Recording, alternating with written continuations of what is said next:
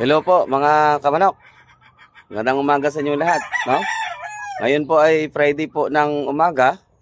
February 9 po tayo ngayon. Nagkaroon tayo ng pagkakataon na makabisit sa ating munting manukan dahil holiday, no? So sunod-sunod yung holiday. Noong February 8 holiday, ngayon naman holiday. So bukas, Sabado. So sunod na araw, Linggo. So medyo mataas-taas ang ating sa manukan natin. So yun po ang maganda pag walang trabaho, no? Holiday. So, kung mapansin niyo po mga kamanok, dito po tayo ngayon umaga sa manukan natin kasi i-arrange natin itong munting manukan natin para mas marami pong natin ng mga stags o yung mga materials natin na pwede natin i-cord. So, iayos po natin yung area natin. So, yan po mga kamanok. Meron po tayong binili na bagong tipi. Ayan po.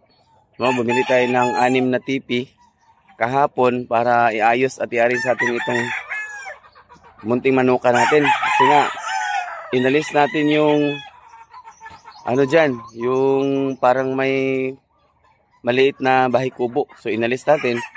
Kasi nga, para makapag-cord tayo ng ating mga materialis para Linggo or Sabado, pwede natin sila ilabas para makapagpahinga din kahit saglit lang. So ito po, ayan po itong ating area na maliit lang po talaga. So ayan po, yan. So mamaya po, talagang no? Medyo i-arrange pa natin ito. Pero madali lang to. Basta hilig natin, walang walang kapaguran yan. Talagang tuloy-tuloy lang. So yun po.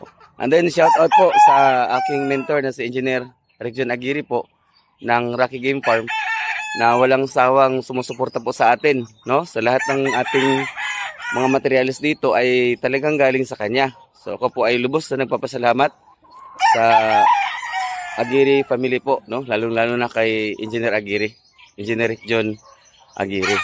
Ayan. Talagang malaking tulong, no? Itong munting manuka natin. Tayo talaga sa pag-aaral po ng ating mga anak. Talagang malaking tulong po. At hindi rin magsisi yung mga makakuha sa atin ng mga materialis. Unang-una, kasi sa totoo lang, meron na po tayong napa-champion na stag derby. So kumuha po sa atin ng Khaki Rails. Kasi talagang hanggang Khaki Rails lang tayo. Wala tayong area kasi. Ayan, meron na nag-champion po sa atin. Sawa po ng Diyos. Siyempre po, magaganda din ang mga bloodlines natin galing po sa Rocky Game Farm. So yan po ang masasabi ko talaga. Ayan.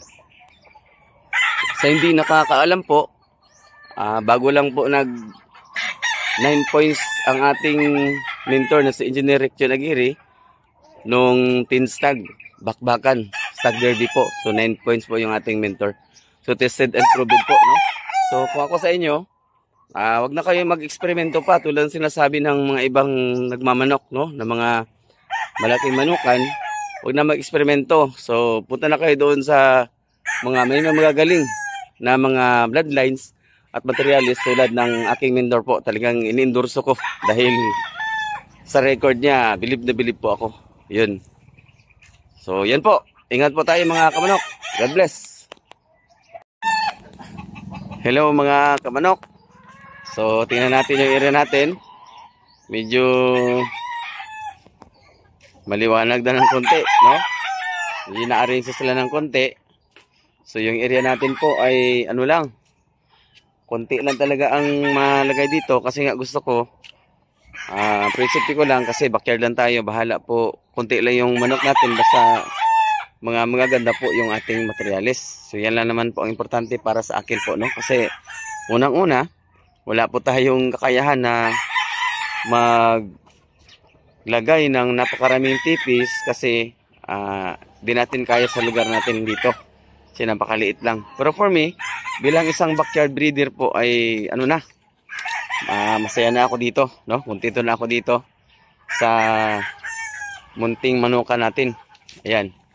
Kasi pag masyado mo pinaliit yung mga tali nila ay kawawa din yung ating mga manok, no? Kawawa din yung mga manok natin.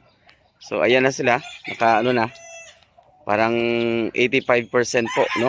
Ay na-arrange na natin. So ito yung ating munting manukan. na nagbibigay saya sa atin, no? Bawat mahilig sa mga manok ay talagang kahit konti lang ang lugar natin, basta ba tayo ay masaya, ay okay na. So, yan po. No? Kikita natin ngayon yung mga materialis natin kasi naka-priming tayo. Yan. Ito po ay isang Boston po. Yan. Boston yan siya. So, ayan po.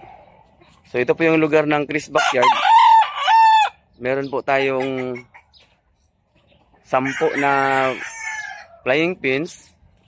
Meron din tayong mga tipis po na ano lang 16 tipis po ang mailagay lang dito sa ating area, sa ating lugar. Kasi nga unang-una po ay tulad ng sabi ko, maliit lang po talaga yung ating area.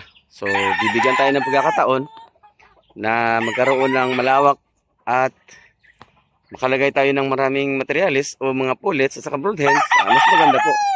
So ito na po yung arrangement ng ating manukan po. So ayan. So kung mapansin niyo, isang tali din yan siya, no? Isang tali po ng ano yan, ng manok. Yan para medyo malawak naman yung kanilang lalakad-lakaran. Ayan po. Ay, nakakatuwa tingnan.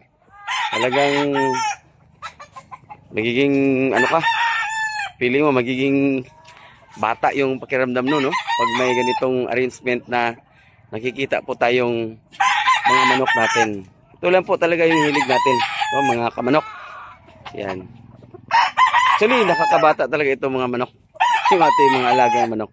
Now, every time po na pupunta tayo dito, ay talagang parang feeling mo, ano, no? Parang mabata yung edad mo. Yan. Nakatago na yung isa. Ayan po. So, ito yung ating munting manukan na nagbibigay saya sa atin. So, ayan. Nakakaaliw po tingnan. Nakakaaliw tingnan po. Yan. Ang nilalagay ko lang po sa sarili ko, sa isip ko, kahit po maliit lang yung area natin, ang importante ay makapagbigay tayo ng magandang materialis po sa mga masusugid nating buyers, no? At mabigyan sila ng magandang materialis na galing sa atin. Yan po. So, i-arrange pa po natin ito. Doon banda, lalagyan pa natin ng tipis yan dyan. Siguro sa susunod na mga araw, ano ko sa inyo, i-update ko kayo. So, ito po yung lingkod mga kamanok, Chris Backyard po from General Santos City. Mabuhay po tayong lahat. Mabuhay tayong mga Pilipino. God bless po.